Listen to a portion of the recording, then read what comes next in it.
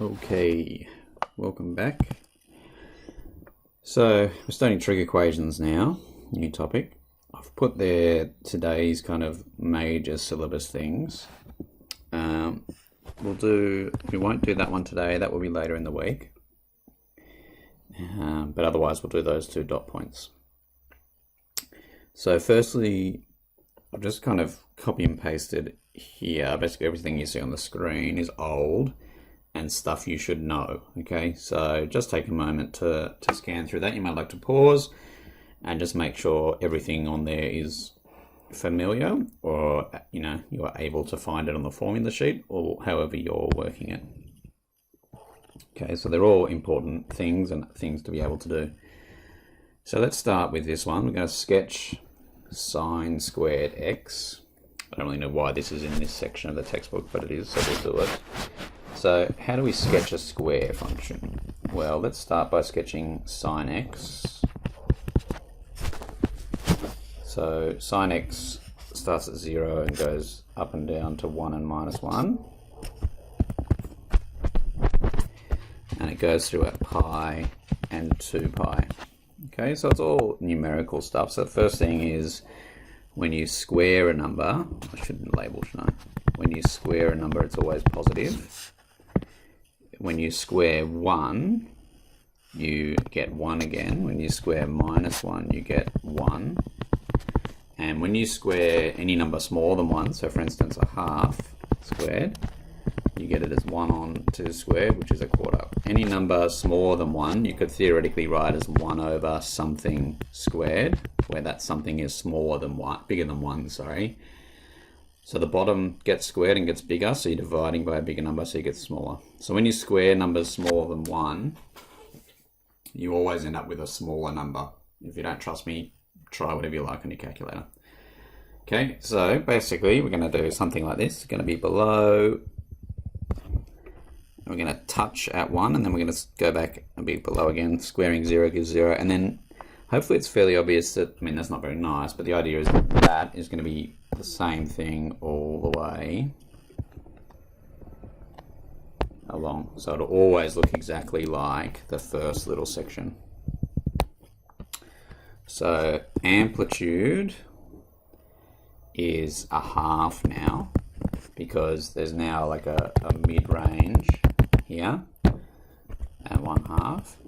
Period is pi, and that's fairly obvious because this is the bit that repeats. And range is y is an element of 0 up to 1.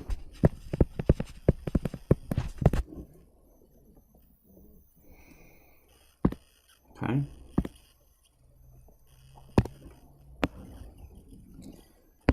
So now we get into some more actual solving trig equations. I don't think I'm going to do everything on here in the video, but we'll do most of it. We'll see how we go. So solve 2 tan x. So I will do it in the 2 ways that are suggested, just because it asked me to, and they're, I suppose, interesting, but it's worth noting that I think A is much better. So tan theta is sine over cos. Sec theta is 1 over cos. And then I can multiply both sides by cos.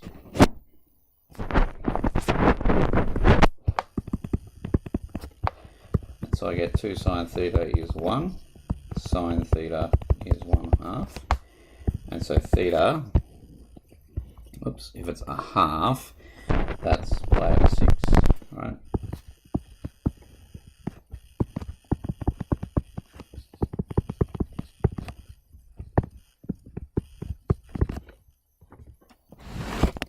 And all stations to central, it's here and here. I'm doing it in radians, aren't I? So it's pi minus pi over 6, or 5 pi over 6. You might be thinking to yourself, well, I was dividing by cos theta before, so I have to make sure cos theta isn't 0. It's not, because if cos theta is 0, then sine theta must be 1, because of cos squared plus sine squared is 1. Okay, squaring both sides. Now, I just want you to think while I start doing the algebra, what might go wrong here when you square both sides.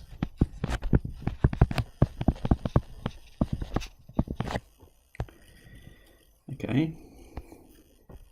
And then the good thing about this method is that a man with a tan. So I get 3, tan squared theta is 1. Tan squared theta is 1/3. So tan theta is plus or minus 1 on root 3. And I'm just going to pause again for a moment while you continue to think about what could have gone wrong and what has gone wrong here. So just remember that whenever you've got a trig equation that is basically, some ratio, say sin, cos, tan, whatever, equals a number, and you're in the domain between 0 and 360, you always get 2 solutions as a general rule, right? Because basically you're going to be in, pick whatever ratio you like. So I'll talk about tan now. So if tan is positive, you've got 2 quadrants that the answer will be in. And if tan is negative, you've got these 2 quadrants that the answer will be in. So in both instances, 2 solutions. Now, I already did the one on the left, and I hope that you're confident that it's perfect, right? It is, of course. And I got 2 answers. So the one on the right, I've got tan theta is 2 different numbers, which means I'm going to get 4 answers. And hopefully you've realized by now why. The reason is because if you square an equation, you basically double the number of answers that you can get. So if I take it really simple, let's say I started with the equation x equals 1 and I was really dumb and I wanted to solve it. Okay, so then I would square both sides, and then I would take the square roots. And see how I've gone from 1 solution to 2 solutions? I've doubled them. That's why, basically. So basically what I've done is I've taken the 2 solutions and I've doubled them. Okay, so you need to just think about where... This is why this method is not good, right? As a general rule, when solving equations, if you can avoid squaring things, you absolutely should. Okay. So let's just solve this now. So if I solve exactly what I've got here, I get theta equals 1 over 3. I can go back to this equation here, and it's again pi over 6, which makes sense. But then it's pi over 6 in all of the quadrants, according to this solving method. And we know it's only the first 2, right? And the question is, how do you know that? Well, because I already did it. How do you know it in practice? Well, if you go back to the start of the question, it's tan theta equals sec theta. Okay. And sec is basically cos, it's 1 over cos. So if you look at your all stations to central, which quadrants could I possibly be in where tan and cos are either both positive or both negative? Well, here in the all quadrant. Here, because sine is the only thing that's positive, so tan and cos will both be negative, but not here and not here, right? In this one, only tan is positive, in this one, only sec would be positive. So again, avoid squaring whenever possible, but sometimes you'll have to do it. Okay. So the tan 2 theta formula, I hope you remember, is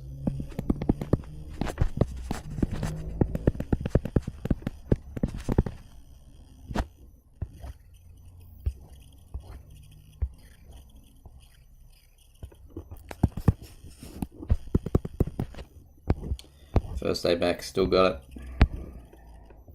it. So I'm going to use this formula, but I'm going to say that theta is 2x. Okay, so I'm going to start by saying let theta be 2x. So I'm going to say tan 2 theta equals negative tan theta. And now I'm going to use that formula over there.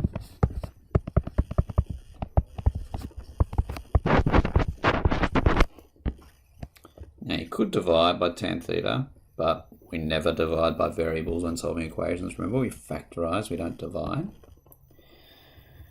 So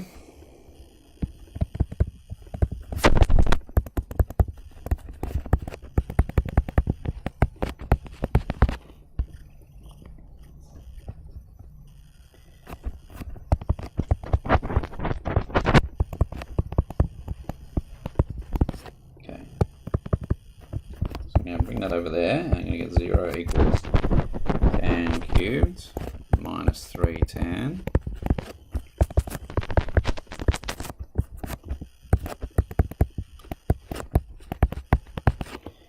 and so I get tan theta is 0 or tan theta is plus or minus root 3. Now I'm just going to pause for a minute and go back to the question. So notice the domain. So the domain is x between 0 and pi over 2. I'm talking about theta, which is 2x. So I'm going to multiply everything by 2. So that's my domain. 0 less than theta less than pi. Okay, so that's the only solutions I need to worry about between theta and pi, so in the first two quadrants, here and here. So when is tan theta 0? Well, tan theta is 0 when sine is 0, so that's here and here. So that's theta is 0 or pi. And when is tan theta root 3 or minus root 3? Well, let's go back to the very original equation, and that's pi over 3 over 1. Sorry, I think my dog's about to bark. So that's pi over 3 and pi minus pi over 3, or 2 pi over 3. That gives me theta is 0, pi over 3, 2 pi over 3, and pi. And again, a lesson in exam technique. I feel really nice. I feel like I've solved the problem. I have not, because the problem was about x. Okay, not theta, and theta is 2x. So I just have to remember that.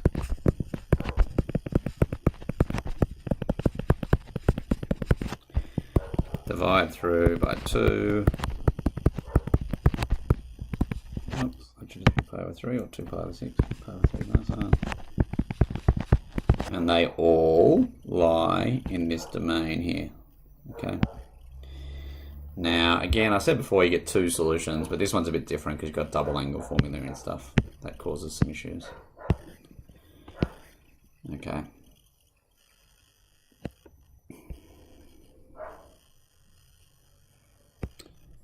Here's the next one. I might just show you that for a moment so you can just finish that actually. Sorry. Pause if you need to.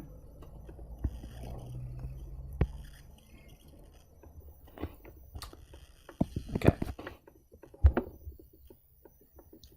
So I'm only going to do A in this instance, just because I think it's the way to do it. I don't think you would actually ever do this method in the grand scheme of things. But I can show you in the Zoom or whatever if you want. So by changing all the angles to x. So basically, if you see sine squared and cos squared, you immediately know that you're going to be using the Pythagorean identity. Or the other way around, right? And cos 2x, remember, has the two forms of 2 cos squared minus 1 or 1 minus 2 sine squared. Either way is fine. So I'm just going to use the 2 cos squared x minus 1 form, which means I'm going to change sine squared into 1 minus cos squared as well. So I'm going to group all my cos squareds on the left and all my numbers on the right. So I've got 2 plus 4 plus 14, so that's 20. And then I get 4 plus 1 is 5. So I get cos squared x is 1/4. Cos x is plus or minus 1/2. Here's my domain. So I'm going to get 4 solutions. Again, that's fine because I've got squares and stuff. And if I went all the way back up to this top, I would see that x here would be pi over 3. Would be the related angle. So then it's all the ones related to pi over 3. So pi minus pi over 3, pi plus pi over 3, and pi minus 2 pi over 3. Yeah, the answer for B, I'll leave for you to look in the book if you want, but basically it just relies on making this side all cos squared, for example, and then using the reverse cosine double angle form back here. Okay, but I don't think that's a very intelligent thing to do, so I'm not going to do it. Best to have one method that we know works. Okay, how about this one? So, as I look at this, well, my first thought is double angle formulae, I suppose. So let's just expand everything and see what happens. So we get 2 sine x cos x plus, I'm going to use the sine squared form because I've got sine squared there. So plus 1 minus 2 sine squared x equals sine squared x plus 1. Okay, well that's nice now. So you could have just used cos squared minus sine squared and stuff, but then you would have had to use the Pythagorean identity for 1. Remembering that 1 is cos squared plus sine squared. So the 1's will get rid of each other, plus 1 on both sides. And I'll just move everything over to the right, hey? To keep the sine squared bit positive.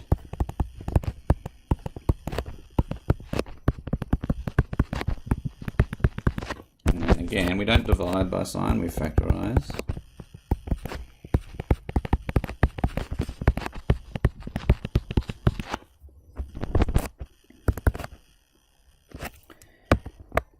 So therefore, we get sine x is 0, or we get 3 sine x is 2 cos x. So domain between 0 and 2 pi. So where is sine x 0? Well, sine x is 0 here and here.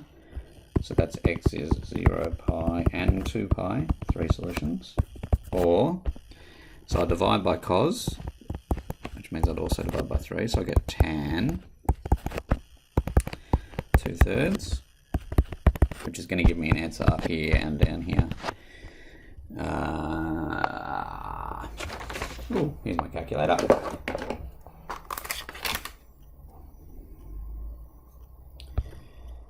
It's in radians. Oops, shift set up radians. And just tan 2/3. 0.588 dot dot dot, and pi plus 0.588 dot dot. I'm going to leave it like that. That's as close as I'll get to an exact answer. Okay. Okay. Oh yeah, let's do this one. And then I've put some stuff here that you should have a look at some point on your own. So let's prove this identity. Yeah. So cos 3x, we don't have anything for it, so we can make 3x 2x plus x. And so this is cos 2x cos x sine 2x sine x. And I've only got x's, I don't have any double angles, so I'm going to get rid of all the double angles. And I only want coses, so I'm going to use the cos double angle form.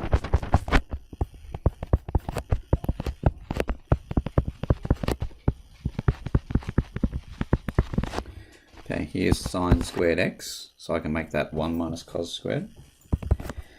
So I get 2 cos cubed x minus 2 cos x plus 2 cos x outside of 1 minus cos squared x.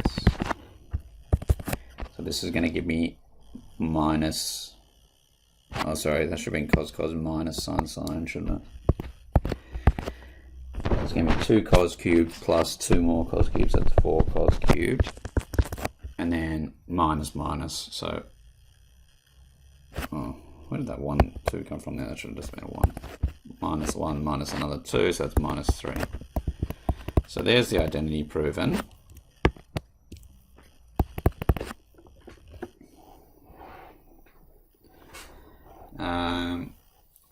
I'll show you an example of a problem. So there might be an example that says solve, hence solve 4 cos cubed x minus 3 cos x equals, I don't know, root 3 over 2. Well then, what you would do is you would say that the left-hand side is actually just cos 3x.